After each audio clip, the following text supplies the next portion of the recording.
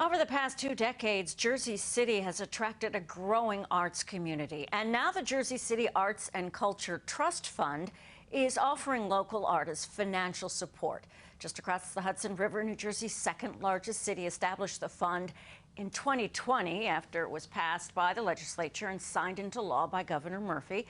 Residents in Jersey City approved a referendum that charges homeowners a fee, a tax, and creates a revenue stream for the arts. This is the first New Jersey city to do so. And the city hopes the financial support encourages creativity and makes Jersey City an even more inclusive community. The first allocation of that money is ready to be distributed as we look at some art that's already in Jersey City. Mayor Steven Fulop joining us now. You've got a lot going on already there. Welcome. We do. Thank you for having us. You are so welcome. How does this work? Yeah, so let me start by saying that over the last 2 years with the pandemic, people have really reassessed where they live and how they live. And in order to make cities desirable places, you got to embrace arts and culture and nightlife. And so we're trying to continue to be a leader on that front. So whether it's attracting the Centre Pompidou, which is a world-class museum from Paris, which will be opening in Jersey City, or the First in the State Trust Fund, which you referenced, these are all things that will highlight local artists and nonprofits in order to make sure that we have this vibrant arts community here on the local level. So it's $850,000 grant money, and artists and nonprofits apply. What's the process? Yeah, so it's $850 to start. It'll grow fairly rapidly, we suspect. And there's a board that is appointed by the City Council and the Jersey City Arts Council. So it's really community driven, and it's really flexible with the types of artists and artwork and organizations that can apply and be granted. And the goal here is to really kind of give some support financially for all of these great organizations that have struggled over the last 2 years and are really vital to keeping kind of this New York metro market being what it is. Mayor, you already, we know, have artists there and others as you try to attract others. Let's talk about some of the art as one of the projects, this mural, the mural project from 2013.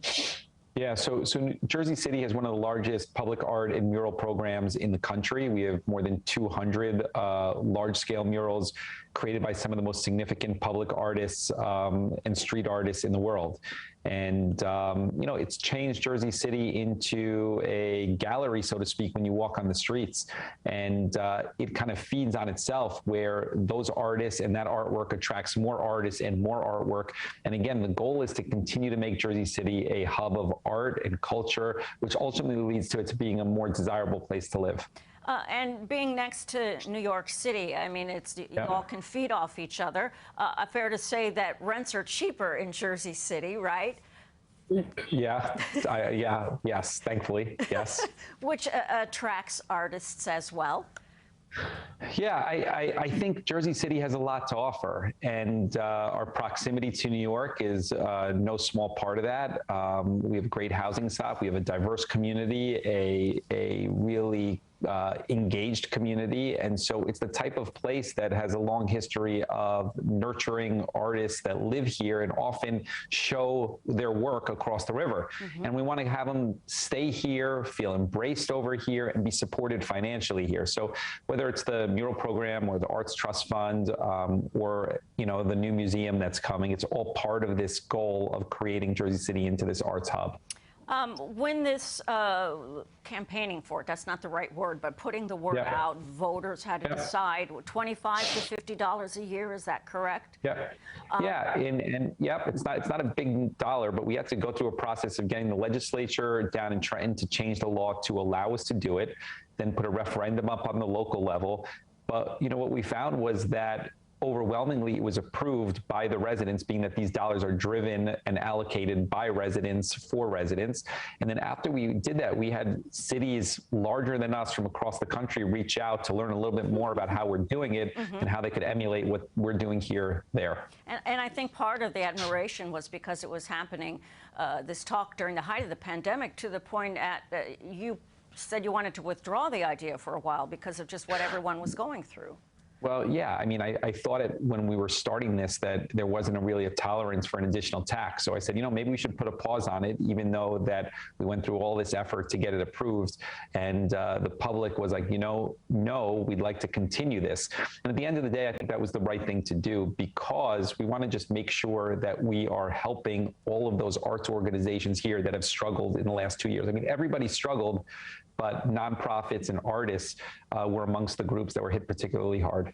Some might say, wait a second, this money, there are so many other things going on in Jersey City. Yeah. This money could be spent differently. What do you say to critics? Look, I think the way that this money is being allocated is to enrich the lives of our residents, to invite new residents to come here. Art touches everybody in different ways, and art is crucial to the renaissance of this city post-pandemic. So, this job is about choices, and I think that this is a wise choice for relatively a small amount of money. We get a big impact out of. Well, we look forward to seeing what's still to come. We know you already have an arts community there, but boy, is it going to grow as people take advantage of this.